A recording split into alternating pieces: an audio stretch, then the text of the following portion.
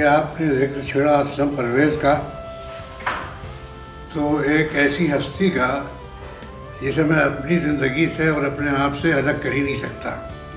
میرے لیے تو وہ جان و جگر تھے، یعنی کیا عرض کروں، دلی کی گلیوں میں ہم دونوں پلے بڑھے۔ اتفاق ہے کہ میرا تعلق اس وقت جامعہ ملیہ سے تھا، میں وہاں ہاسٹل میں رہتا تھا، لیکن محلہ ہمارا ایک ہی تھا دلی میں، مٹیا محل۔ اور جب بھی ہم دلی میں رہے ایک ساتھ رہے، پھر تعلیم ہم دونوں کی جو ہوئی وہ یعنی ایک ہی کلاس میں، اور ایک ساتھ تو نہیں ہوئی لیکن ادارے ایک ہی تھے۔ دہلی یونیورسٹی میں ہم نے پڑھا، وہ ذاکر حسین کالج میں ان کا رہے کچھ دن۔ اور لیکن یہ کہ مجموعی طور پر ہمارا ماحول، ہماری تربیت، ہمارے سوچنے سمجھنے کے انداز اور ہماری سرگرمیاں سب ایک ہی تھی۔ اردو ڈپارٹمنٹ دلی یونیورسٹی کا جو تھا وہی ہمارا مرکزی شعبہ تھا،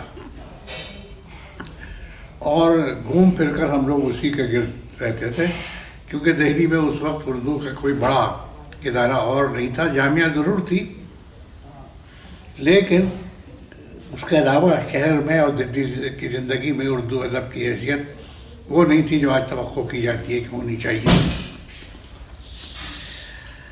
اسلم پرویز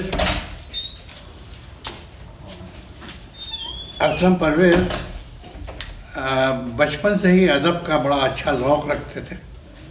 ان کا مطالعہ نثر اور نظم دونوں کا تھا، شاعری خود بھی کرتے تھے، اخباروں میں بھی لکھتے تھے، وہ رسالے بھی نکالے انہوں نے، اور بہت اچھا رسالہ اپنی یادگار جو چھوڑ گئے وہ اردو ادب تھا، کہ جو انجمن ترقی اردو کا بہت پرانا رسالہ ہے، لیکن وہ کچھ عجیب کرائسس کے عالم میں تھا جب اسلم پرویز نے اپنے ہاتھ میں اسے لیا اور اسے چلایا، تو آج پوری اردو دنیا میں، ہندوستان اور پاکستان اور باہر، ایک نقش ایسا چھوڑا کہ لوگ اسے یاد رکھتے ہیں۔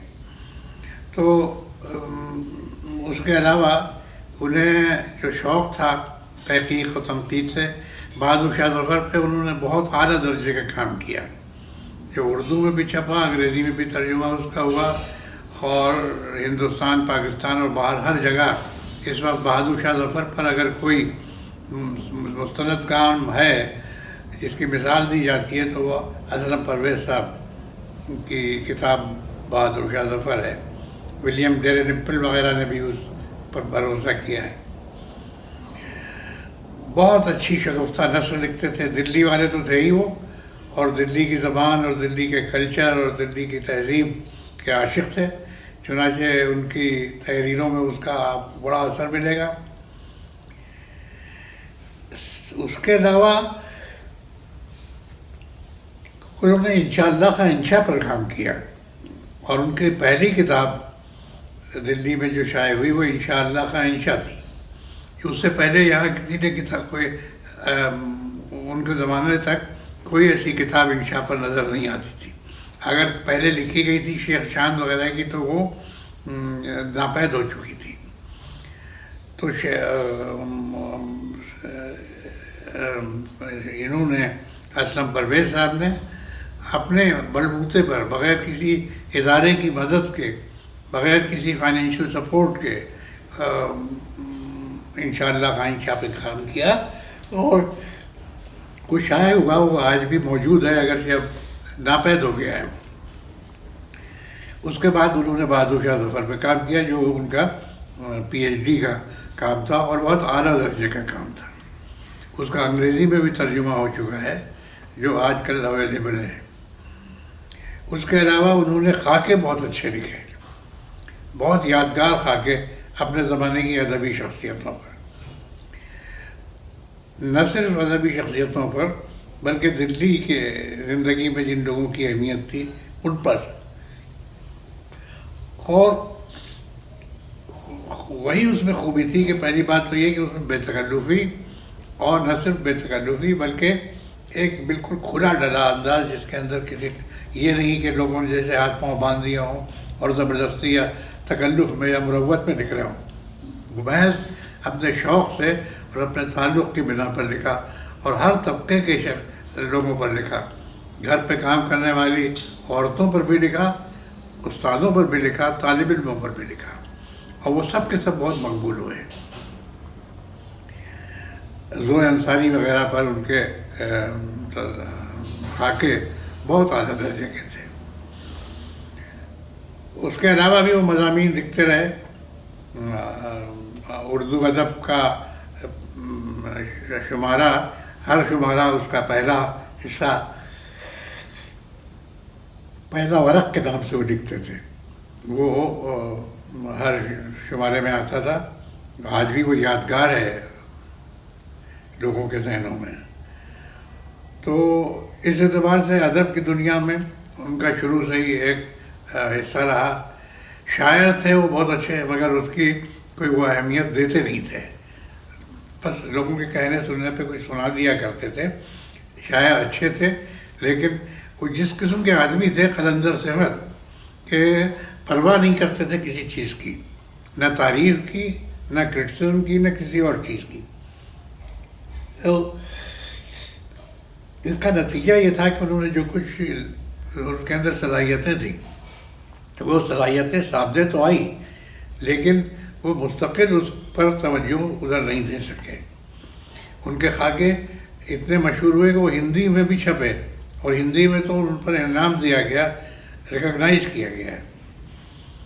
تو اس اعتبار سے اسلم بھائی اپنے زمانے کے ان نمائندہ لوگوں میں تھے جو ادب کی دنیا میں اپنے کاموں کی وجہ سے ہی نہیں، اس کے اثر سے یاد رہیں گے. اس کے اثرات ان کے طالب علموں پر جو پڑے. ان کے کوئی جتنے بھی طالب علم ہیں، آپ کسی سے بھی بات کیجئے، ان کو لوگ بھلا نہیں سکے. ان کی تو مالا ہی جپتے رہے لوگ. اور ان میں خوبی یہ تھی کہ وہ یونیورسٹی پہنچتے تھے تو بس اپنے کمرے میں کے ہو جاتے تھے. لوگ وہیں ان طالب علم اور استاد ان سے ملنے آتے تھے، یا جسے بھی ملنا ہوتا تھا وہ خود ادھر ادھر گھومنے پھرنے یا پبلک ریلیشنز کے چکروں میں کبھی نہیں رہے. تو ان کا سارا وقت اپنے کاموں میں لگتا تھا، اور اسی وجہ سے ان کے سارے کام ہر جگہ ریکگنائز کیے جاتے ہیں. لیکن وہ اتنے سیلف افیشنگ جسے کہنا چاہیے، اپنی حیثیت کو مٹا دینے والے خود ہی تھے وہ، کہ وہ کبھی اپنی چیزوں پر اصرار نہیں کرتے تھے. چیزیں چھپتی تھیں، تعریف دی ہوئی ہوتی تھی، اصرار ہوتا تھا کہ اور چھپیں، مگر وہ اس سے زیادہ کچھ ان کو پریزرو کرنے کے لیے کچھ نہیں کرتا. وہ بے حد بے تکلف انسان، بڑے ہی یعنی ایسی صفات کے آدمی کہ جو دل میں ہوتا تھا وہی ان کی زبان پہ ہوتا تھا. میرا جیسا ان کا قریب ترین دوست جو ہے وہ ہمیشہ یہ ایک منتظر رہتا تھا ان کی زبان سے ان کے طنزیہ جملوں کو سننے کا، ان کی ایسی تنقیدیں سننے کا جس کے اندر کوئی روح رعایت کسی کی نہیں ہوتی تھی، بلکہ کھلے انداز میں وہ بات کرتے تھے.